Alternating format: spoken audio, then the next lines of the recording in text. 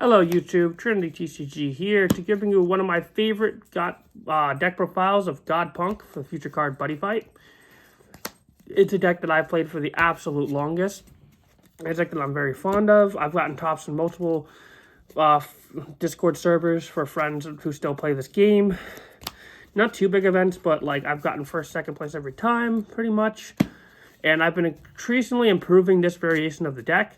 This is not the deck you would see in Japan that's been doing well if you've been paying attention to the 10th anniversary set over there. They have stylized a more hand control variation of the deck, which I think is a very fun version. I have a friend on Discord yawning who actually got first place in the other tournament.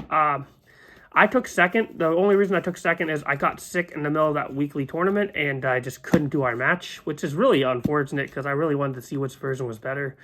It would have been a really fun match. But unfortunately, I've been getting sick a lot since starting early childhood education and being a teacher's assistant.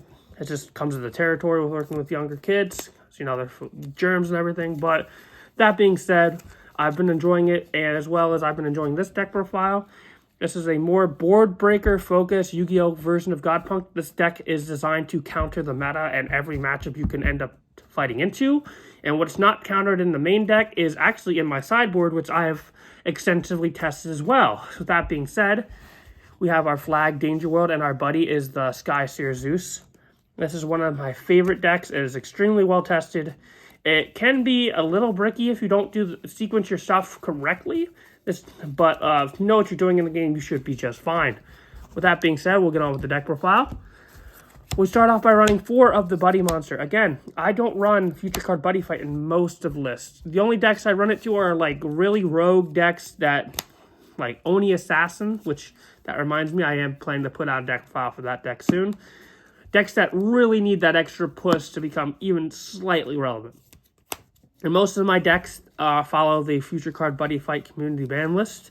So if you are one of the people who play Future Card Buddyfight and you play under the Booster Road ban list / community ban list, this deck profile is for you.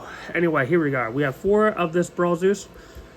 Call cost is to call on top of your opponent's monsters. And they can remember, this is very important about Buddyfight. You cannot respond to call cost. Once you are calling this card, it has to resolve before the next counter window. I may have phrased that incorrectly. Let me know in the comments down below, but I'm pretty sure that is basically how it works. They can soul guard, mind you, they are allowed to soul guard when you tribute on top of their monsters.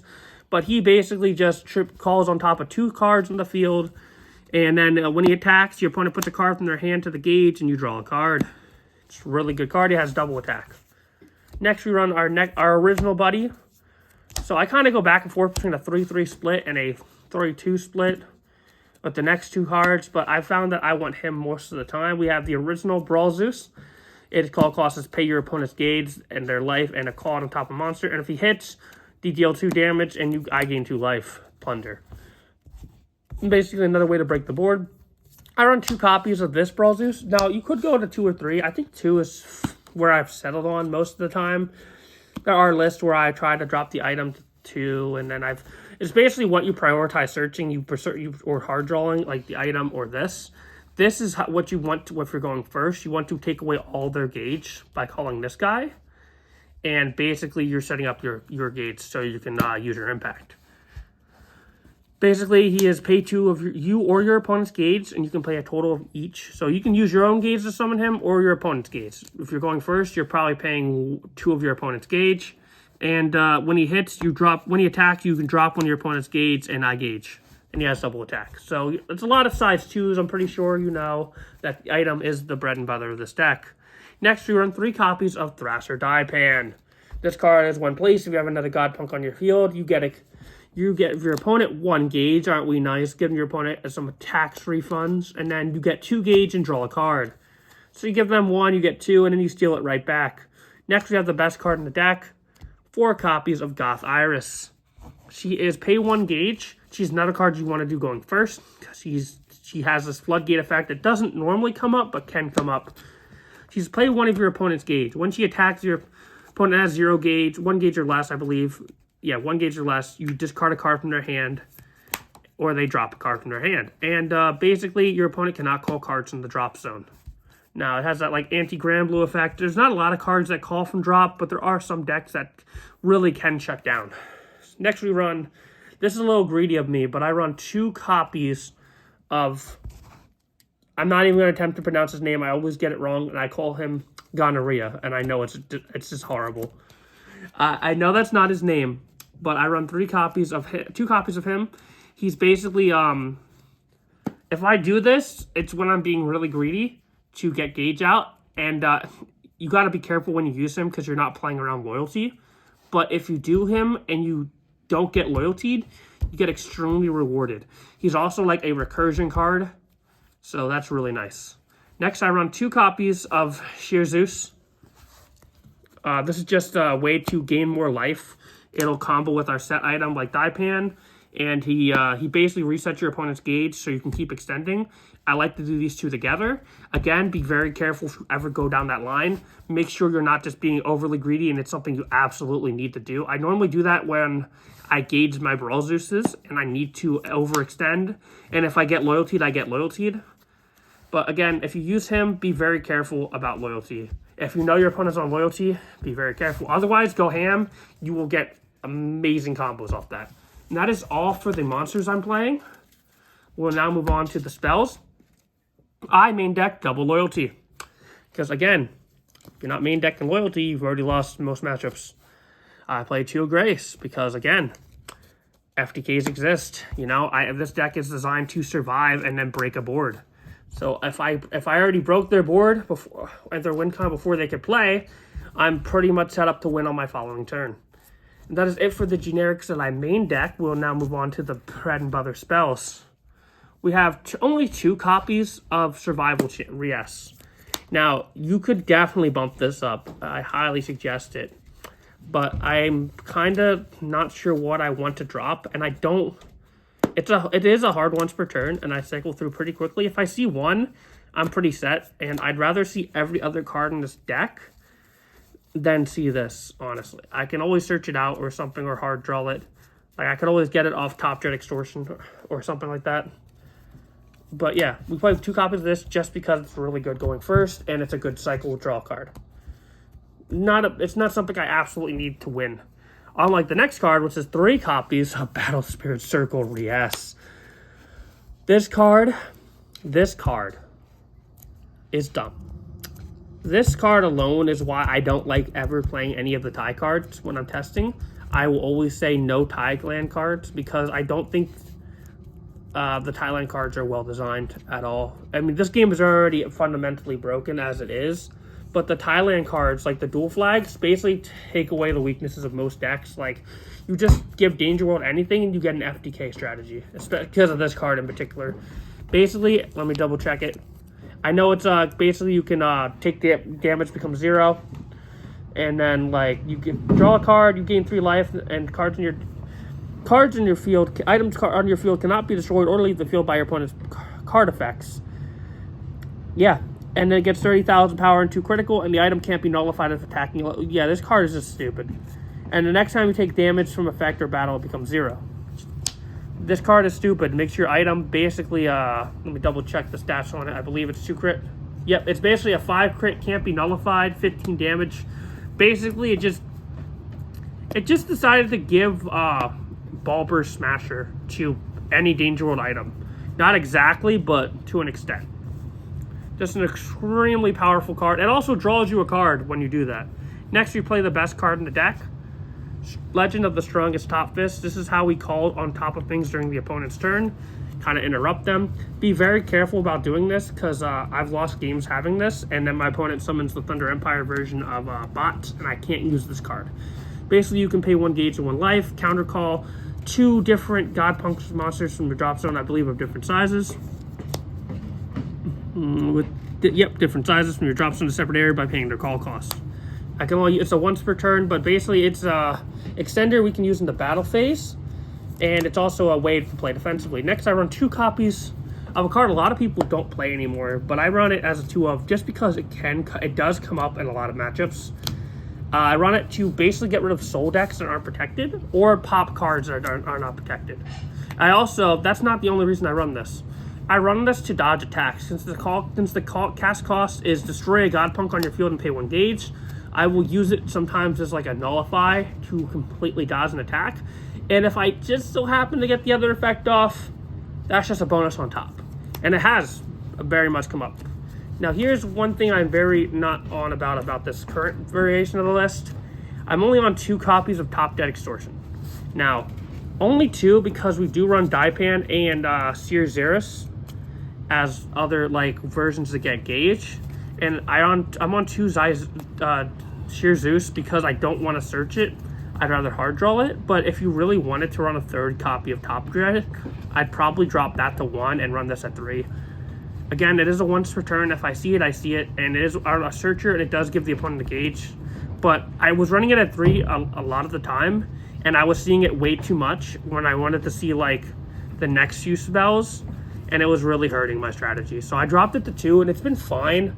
I do a little bit miss it at 3, but it's been less bricky at 2 with all the, especially because I have the draw power in the next card and survival chance. So I've been able to draw it way more. It's just, it's unfortunate that that was one of the cards I felt like I had to cut. Next, I'm on 3 copies of Immortal Speech. You don't want 4, 3 is fine. It's a once per turn. You draw 2 cards, and then your opponent discards 1 card. You have to have a Godpunk on your field. This is one of the cards you want to do going first. The idea going first is you want to play the 2-up Brawl Zeus, you want to play Goth Iris, you want to do this, and then you basically impact them, and they start with a 3-card hand, and they have no gauge. So, going second, your deck is designed to board break. So it's really, this deck is really dependent on how you open and how you play in sequence. Next, we're running 4 of the best cards in the deck. Again, if you really wanted to, you could run 3 of this and bump up Top Dead Extortion. This is one of the cards you could drop, but All Is Mine is the card that I feel like you have to run it for. It searches your entire deck from your item to your monsters. It just gives you anything you need whenever you need it for 1 gauge. So I play 4 All Is Mine. You could run 3 if you really want, but I feel like 4 is the go-to. Next, I'm on 2 versions of the Almighty group. You will notice in this build, I don't run the new Rias set spell. I think it's better in other Danger Rule decks than actually in Godpunk. That card is just, it's niche. It's niche. It's situational at best. And I don't think it's good. And this, I feel like it's okay. Maybe more in a hand loop variation, but not in the variation that I go for, which is a more reactive board breaker variation. So I run 2 of this, as stated, to basically get extra gauge, draw, and gain life. It's just an amazing card, set spell. It draws you a card, gains you 2 life, powers up your weenies. Again, this is before we have the new item buff spell, but I still feel like you run this just to cycle and gain extra life. Next, we run the most important card of the deck, Beat the Death Bat, Murder's Bat. I don't remember why I call it that. I believe that was the original name I read, and I love it more than Bascandelia Hermes Bat. Yeah, no, I'm calling it Beat the Death Murder Bat. I love that name. That was the original translation I read, and I love it way more. But yeah, this basically pays your opponent's gauge. It has triple attack, penetrate, soul guard. Pays 1 gauge, put 2 Godpunks into drop zone. Makes all your Godpunks basically size 0. Your size 2 is size 0. And then I believe it makes it so your Godpunks cannot be destroyed or returned to hand, which is a weakness Godpunk originally had for a very long time.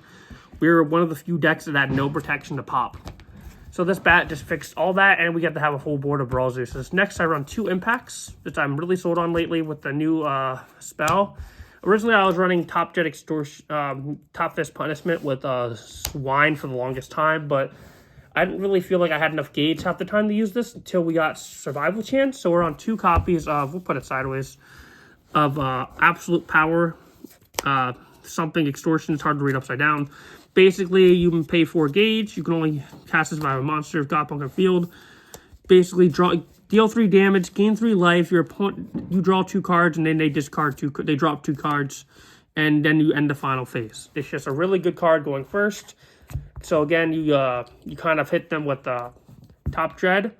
This Goth Iris, that's 4 cards, so they start with 3, draw for turn, and then you could have also maybe hit them with Brawl Zeus. Probably not, but there's a way you could have actually like make them basically start the turn with 3 or 4 cards in hand. And then for the sideboard, which is what I've been extremely testing with We'll go into that right now. We'll start with my favorite card in the sideboard. And a card that I told my friend was about to ban me from playing in the server tournaments because I beat 4 wall decks with it. From Dual Jäger to Yamigeto, Thundermine, everything was just like, I ran up into all wall decks, and this card really just won me them. It just puts all their soul into their hand, especially Jackknife, because he plays Team Main's Jackknife, and I said, hey, no, you can't do that to me. You're a dirty Jackknife player. You let me bounce your soul to your hand. I deserve it. And he's like, no, you don't. And I'm like, yes, I do. Let me bounce that big soul to your hand, and then play Brawl Zeus. And against the Dual Jäger, I did that in both games. So for game 1, he bricked. He couldn't do anything, and I kind of destroyed his board. Game 2, I sideboarded this, and he got lifelink lost out of nowhere. And but my hand was really bad. It was this, and it was like the item. He had no gauge. I had no way to, and I had the Brawl Zeus. So it was like if he was able to pop this anyway, I would have lost. But I'm just lucky that players don't run pop cards, you know. So we have this to basically get rid of the soul. Next, I play this because a lot of decks like to be using Future Card Buddyfight and search their entire deck. And a lot of players like to run more than 50 cards online.